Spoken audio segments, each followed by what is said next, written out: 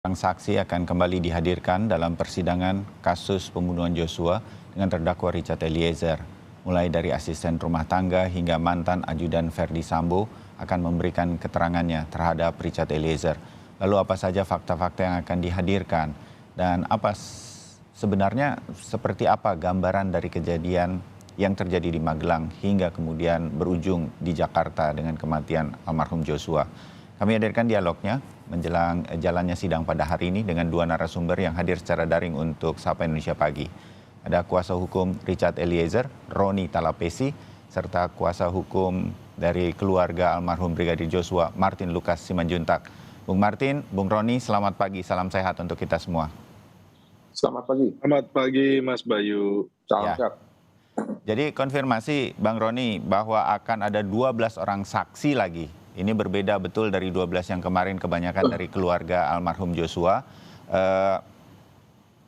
Siapa saja persisnya yang sudah diketahui oleh kuasa hukum Richard Eliezer dan apa sebenarnya yang akan digambarkan menurut Anda berkaitan dengan jaksa penuntut umum menghadirkan para saksi ini? Bung Roni, bisa digambarkan sedikit? Iya Mas Bayu, kami sudah mencatat bahwa ada 12 saksi yang akan hadir, kemudian kita bagi kepada 4 klaster ya. 4 klaster lokasi tempat kejadian? 4 posisi dari saksi tersebut ya.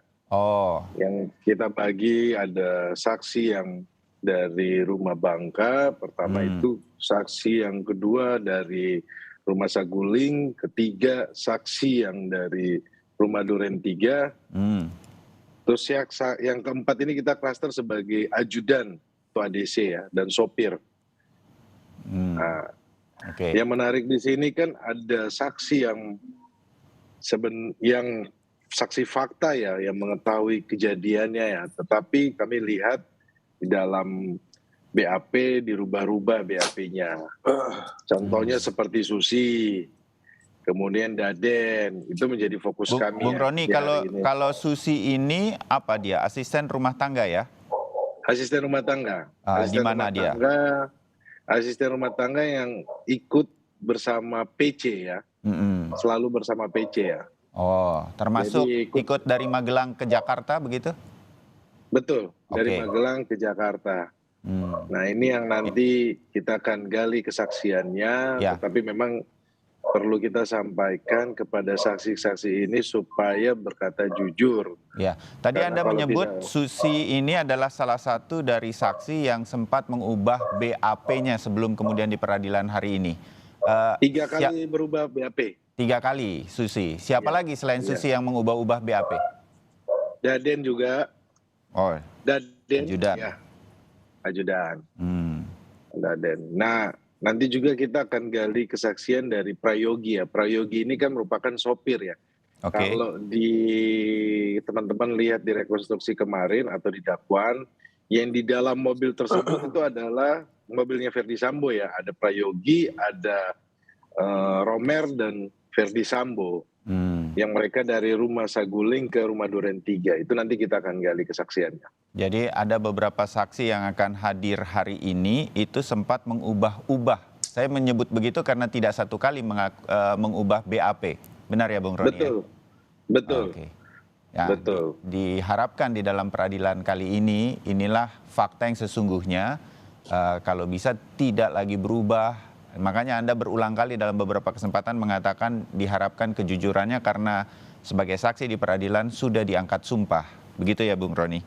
Betul. Kalau sesuai undang-undang, kalau bersaksi di bawah sumpah kemudian kesaksiannya palsu itu bisa kena pidana, Mas Bayu. Ancamannya 9 tahun. Iya. Bung Martin, saya pindah sebentar ke Anda. Kalau dari keluarga almarhum Joshua melihat para saksi yang hari ini, dalam bayangan saya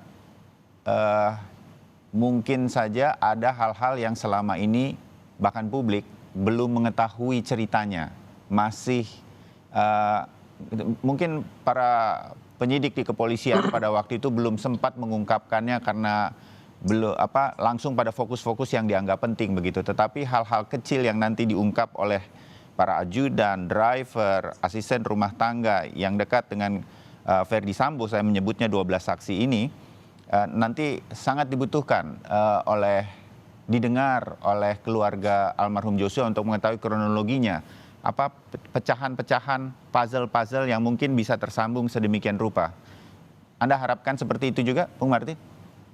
Saya lebih melihat kita harus bersiap dan harus lebih berhati-hati kepada para saksi ini ya.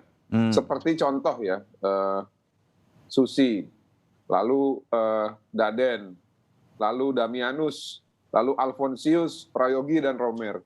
Mereka ini adalah orang yang terbiasa menerima uang ya, baik dalam bentuk upah ataupun rewards selama Putri Chandrawati dan juga Ferdy Sambo mempekerjakan mereka. Itu yang pertama. Yang kedua, inilah konsekuensi buruk dari tidak ditahannya PC di awal. Jadi kami menduga ada pengkondisian ya yang dilakukan sehingga mungkin saja berpotensi terhadap perubahan BAP yang tadi disebutkan oleh Bang Roni. Makanya apabila di awal langsung ditangkap dan ditahan, saya pikir hal-hal pengkondisian ini nggak akan terjadi. Nah, lalu yang ketiga, perubahan keterangan.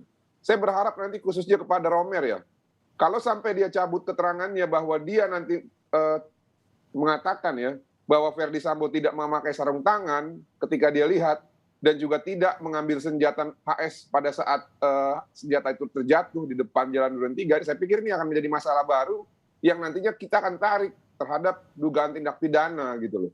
Ya. Lalu mengenai Daden, orang ini sesuai dengan apa yang disampaikan oleh kekasih korban memang punya riwayat ya, punya riwayat ketidakharmonisan di tahun 2019. Dan ini ditegaskan dengan pada saat hari dan juga waktu kejadian pembunuhan tersebut, dia melucuti dan juga melakukan penggeledahan terhadap adik korban. Orang ini sebenarnya tahu skenario. Saya bingung kenapa dia tidak ditetapkan sebagai pelaku obstruction of justice gitu loh, hanya dijadikan saksi. Nah, inilah yang menurut saya orang-orang ini tidak mau jujur karena dia menganggap bahwa dirinya masih dalam keadaan yang aman. Ya, oleh karena itu, saya duga keras ada aliran uang yang mengalir kepada keluarga mereka atau setidak-tidaknya dalam lingkungan mereka. Kami meminta PPATK untuk menelusuri hal tersebut. Karena bisa saja apa yang dicoba dan sudah dilakukan kepada Richard Eliezer, kepada Kuat Maruf, kepada Ricky Rizal, dengan mengiming-imingi uang sebanyak 2M itu, dilakukan juga kepada orang-orang ini. Tolong ditelusuri para penyidik dan juga PPATK. Terima kasih. Oke. Itu yang disampaikan oleh Bung Martin mungkin menjadi dugaan dari kuasa hukum keluarga Joshua. Bung Roni, saya ingin tahu sedikit lagi kembali ke bahwa ada beberapa saksi yang akan hadir hari ini di persidangan itu mengubah-ubah, jadi bukan hanya satu kali tapi beberapa kali BAP. Tapi arahnya apakah, saya menyebutnya bagaimana nih, karena Bung Roni kuasa hukum Eliezer, makin memojokkan Eliezer perubahan BAP itu atau makin menggambarkan atau lebih menggambarkan fakta yang sesungguhnya menurut dugaan Bung Roni? Perubahannya positif atau negatif bagi Eliezer? Perubahannya itu bertentangan dengan keterangan Richard Eliezer ya. Jadi seperti itu. Contohnya ketika mereka menyampaikan soal lokasi isolasi isoman itu di mana. Itu mereka awalnya berbeda-beda, kemudian ada perubahan BAP membuat satu tempat di Duren 3. Itu salah satu contohnya.